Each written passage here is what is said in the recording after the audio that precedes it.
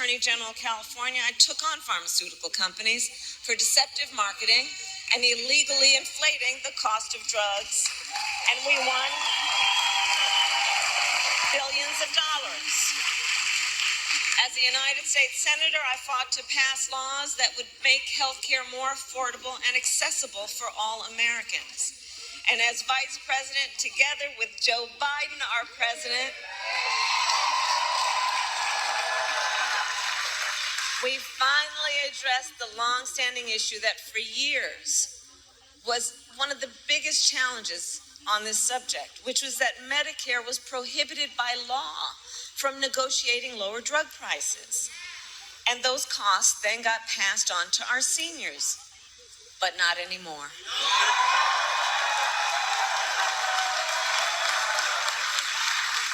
Two years ago, we gave Medicare the power to negotiate lower prescription drug prices for the first time in history. And here is why that matters. It is nearly impossible for a patient to negotiate lower prices by themselves. Just think about that. Somebody who needs the medication, who may be suffering from a serious illness, that they would by themselves be able to negotiate against a big drug company to lower that prices is virtually impossible. It's one person against a huge corporation. But Medicare represents more than 65 million people. And so Medicare has collective bargaining power. And now Medicare can use that power to go toe-to-toe with Big Pharma and negotiate lower drug prices.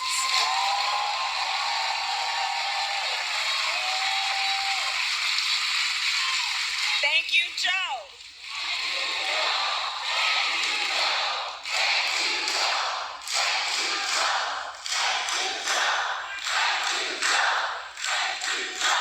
And this is to the benefit of not only tens of millions of people on Medicare, but also millions of Americans on Medicare who have long-term disabilities. And understand, as a result of our negotiations, the government will also pay less than for prescription drugs. And think about what that means in terms of helping taxpayers save money, whether or not they take these medications. So all of this is to say, 2 years ago as Vice President, I was proud to cast the tie-breaking vote that sent the bill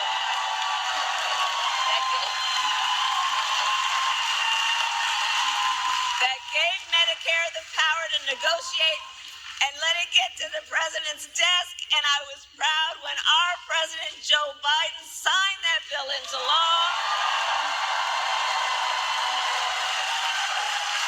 In the 2 years since, we've been using this new power to lower the price of life-saving medications.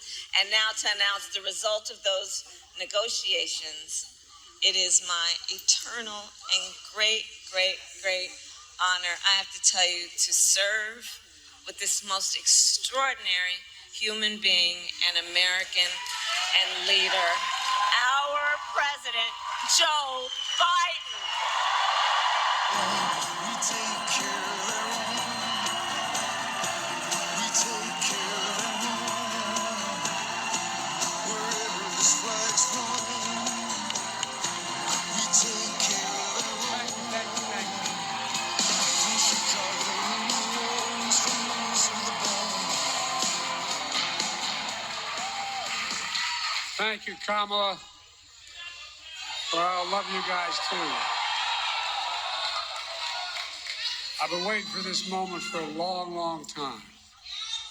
First time I sponsored a bill to let Medicare negotiate the price of drugs was in 1973 as a freshman senator with a guy named Frank Church from the state of Idaho. Folks, I have an incredible partner. The progress we've made, she's going to make one hell of a president.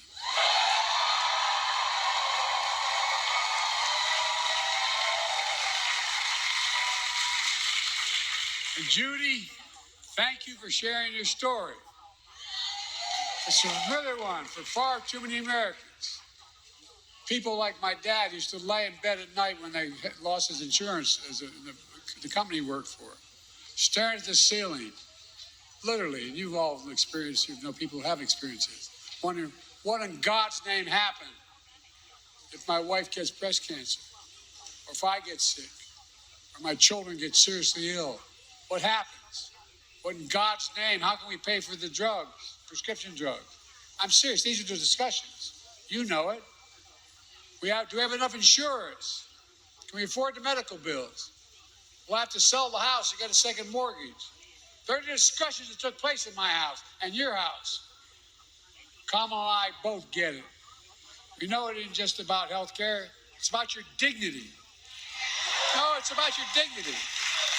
It's about peace of mind. It's about security. It's about taking care of your family. It's about giving folks just a little bit more breathing room. That's all. Look, I believe that health care should be a right, not a privilege in America. And Kamala and I are here today to make a major announcement on our efforts to lower the extraordinary high prescription drug prices. Before I do, I want to thank Governor Wes Moore, members of Congress. I served in the Senate for 270 years.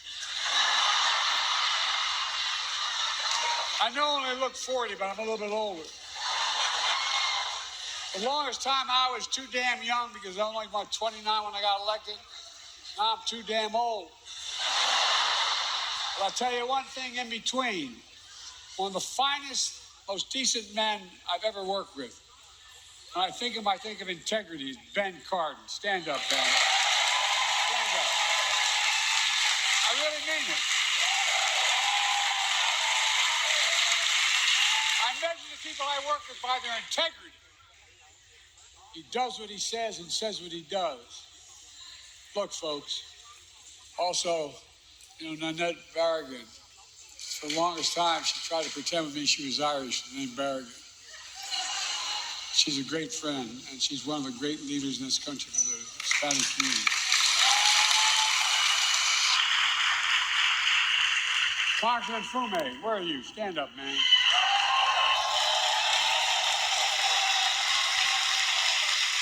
I've never once gone to this man and asked for help, and I haven't gotten it. Not one single time. Thank you, pal. Thank you. And your soon-to-be senator.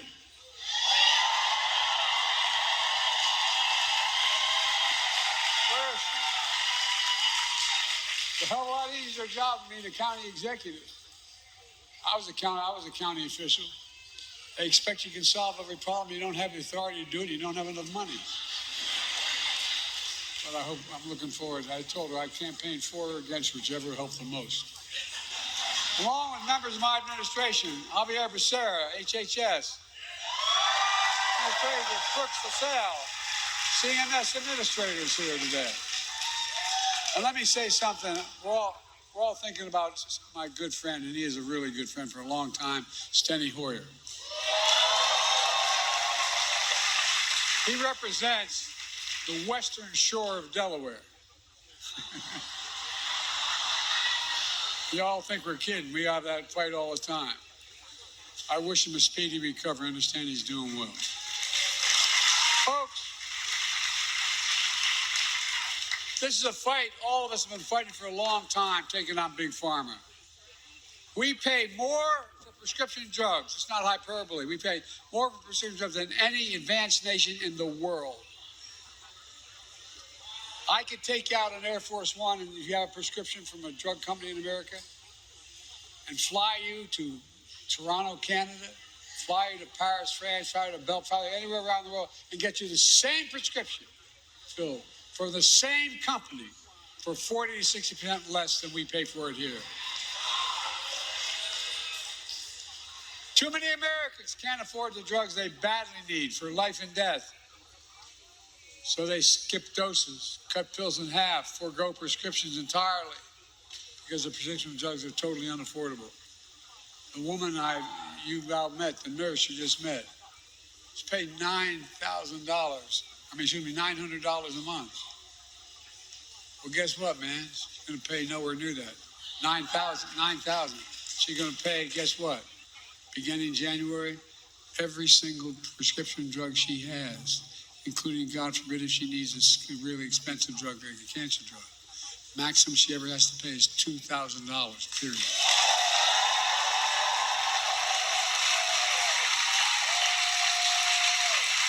That's why from the time I was in the Senate, I worked tirelessly to give Medicare the power to negotiate lower drug prices, just like the Department of Veterans Affairs. In fact, I was reminded by staff today, one of the first major bills I worked on was in 1973. I co-sponsored legislation led by Senator Frank Church that let Medicare negotiate the cost of drugs. 1973, this fight's been going.